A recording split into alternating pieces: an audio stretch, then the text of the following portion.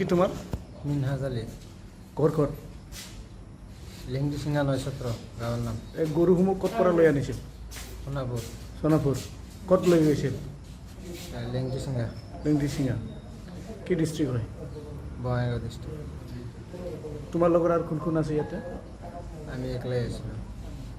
কেইটা গাড়ী আছিল? আমি একলাই আছিলোঁ। কেইটা গৰু আনিছিল? 10টা। 10টা। ছাৰ আপুনি থাকক।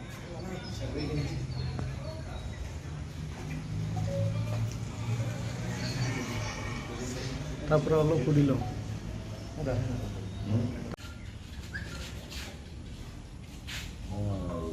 কি কি নাম আছে?